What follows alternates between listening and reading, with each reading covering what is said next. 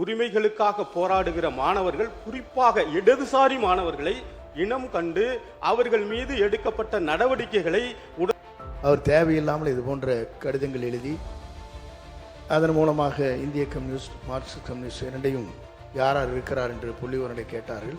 நேற்று முன்தினம் 8:30 மணிக்கு எனக்கு சொன்னீங்க. அப்போ அவர் அங்கிருந்து விடுவிக்கப்பட்டார்.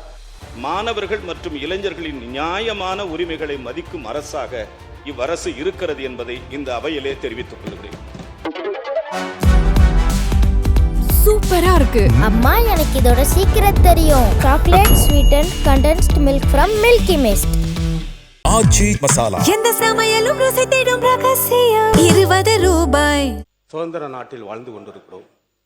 அனைவருக்கும் அடிப்படையான உரிமைகள் இருக்கிறது. உயர்கல்வித்துறை இயக்குனர் அவர்கள் ஒரு சுற்றறிக்கை அனுப்பியிருக்கிறார்.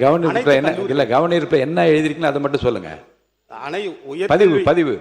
உயர்கல்வித்துறை இயக்குனர் அவர்கள் அனைத்து கல்லூரிகளுக்கும் உரிமைகளுக்காக போராடுகிற மாணவர்கள், குறிப்பாக இடதுசாரி மாணவர்களை இனம் கண்டு அவர்கள் மீது எடுக்கப்பட்ட நடவடிக்கைகளை உடனடியாக நடவடிக்கை குழுவிற்கு அனுப்பி வைக்க வேண்டும் என்று ஒரு சுற்றறிக்கை வந்திருக்கிறது.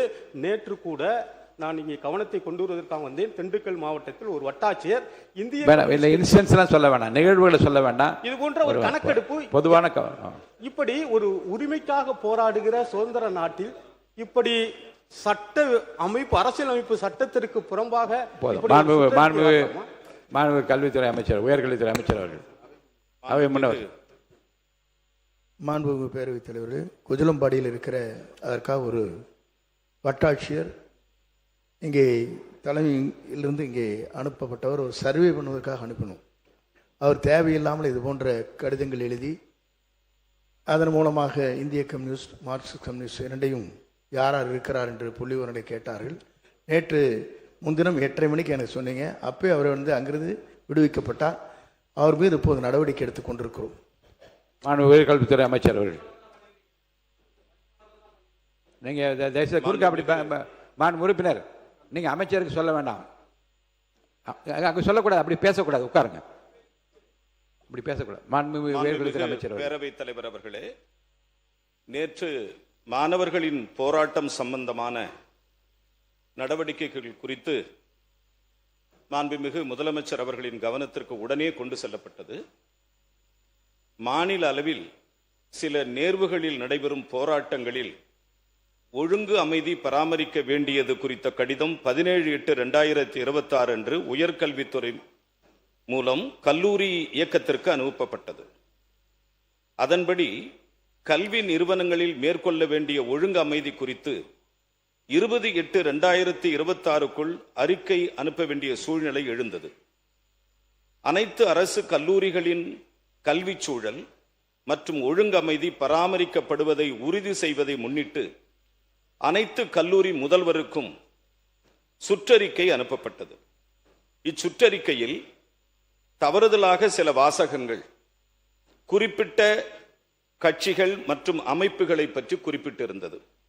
அவ்வாறான வாசகங்கள் இடம்பெற்றிருப்பதை அறிந்த கல்லூரி இயக்குநரகம் உடனடியாக மேற்குறிப்பிட்ட சுற்றறிக்கையினை திரும்ப பெறப்பட்டது.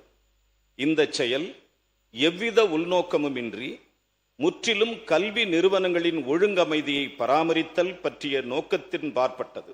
தவிர இந்த அரசிற்கு அனைத்து மாணவர்களின் உரிமையையோ இளைஞர்களின் உரிமையையோ கட்டுப்படுத்தும் நோக்கம் இல்லை. மாணவர்கள் மற்றும் இளைஞர்களின் நியாயமான உரிமைகளை மதிக்கும் அரசாக இவ்வரசு இருக்கிறது என்பதை இந்த அவையிலே தெரிவித்துக் கொள்கிறேன். உறுப்பினர் இப்ப நீங்க கேள்வி கேட்கலாம். அதாவது விளக்கம் அமைச்சரிடமிருந்து விளக்கம் வந்துவிட்டதால் அது குறித்து ஒரு கேள்வி நீங்க இப்ப கேட்கலாம். மாண்புமிகு பேரவைத் தலைவர்களே, இடதுசாரி மாணவ அமைப்புகள் நீட் எதிர்ப்பு, நீட் வினாத்தாள் கசிவு, கட்டண கொள்ளைகளுக்கு எதிராக தான் ஜனநாயக ரீதியாக போராடுகின்றன. குறிப்பாக இடதுசாரி மாணவ அமைப்புகளை மட்டும் குறிவைத்து அரசு இந்த சுற்றறிக்கை அனுப்பியிருப்பது அச்சத்தை ஏற்படுத்தியிருக்கிறது. மாண்புமிகு அமைச்சர் விளக்கமாக பதிலளித்திருக்கிறார். நன்றி.